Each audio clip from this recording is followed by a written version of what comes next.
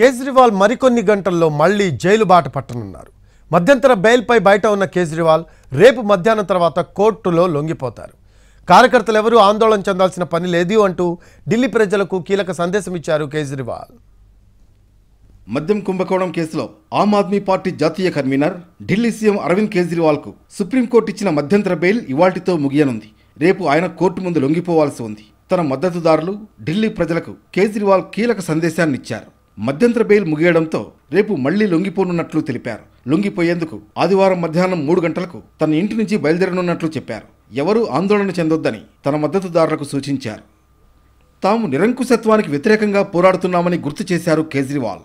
దేశం కోసం జీవితాన్ని త్యాగం చేయాల్సి వస్తే ఎవరూ ఆందోళన చెందొద్దని పిలుపునిచ్చారు. 50 రోజుల జైలు శిక్షలో ఆరోగ్యం గణనీయంగా క్షీణించినట్లు కేజ్రీవాల్ తెలిపారు. ఫలితంగా భారీగా బరువు తగ్గారని, జైలు నుంచి విడుదలైన తర్వాత కూడా బరువు పెరగలేదని తెలిపారు. ఇన్ని సవాళ్లు ఎదురైనా ఢిల్లీ ప్రజల సంక్షేమమే తన ప్రధాన ధ్యేయమన్నారు. తమ సర్కార్ అమలు చేస్తున్న అన్ని స్కీంలు యథాతథంగా ఉంటాయని స్పష్టం చేశారు. ఉచిత విద్యుత్, మొహల్లా క్లినిక్లు, ఆసుపత్రులు, ఉచిత మందులు, మహిళలకు ఉచిత బస్సు ప్రయాణం వంటి నిత్యావసర సేవలు, కార్యక్రమాలు నిరంతరం కొనసాగుతాయని హామీ ఇచ్చారు. परसों वापस मैं तिहाड़ जेल चला जाऊंगा. मुझे नहीं पता ये लोग इस बार कब तक मुझे जेल में रखेंगे, पर मेरे हौसले बुलंद हैं.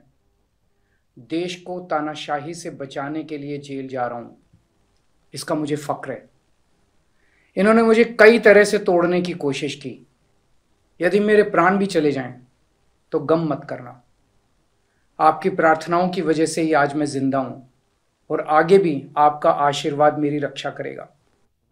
లిక్కర్ కేసులో మనీ లాండరింగ్ ఆరోపణలపై మార్చి 21న కేజ్రీవాల్ను ఈడీ అరెస్ట్ చేసింది. అరెస్ట్ను సవాల్ చేస్తూ కేజ్రీవాల్ సుప్రీంకోర్టును ఆశ్రయించారు. విచారణ ఆలస్యమవుతుండటంతో ఎన్నికల్లో ప్రచారం నిర్వహించుకునేందుకు మధ్యంతర బెయిల్ ఇవ్వాలన్న అభ్యర్థనతో మే 10న జూన్ 1 వరకు మధ్యంతర బెయిల్ మంజూరు చేసింది. రేపు ఆయన లొంగిపోవాల్సి ఉంది. మళ్లీ కూడా కేజ్రీవాల్ బెయిల్ను మరో 7 రోజులు పొడిగించాలని సుప్రీంకోర్టును ఆశ్రయించారు. అయితే కేజ్రీ పెట్టుకున్న అభ్యర్థనను సుప్రీంకోర్టు రిజిస్ట్రీ స్వీకరించకపోవడంతో ఆదివారం నాడు లొంగిపోనున్నారు.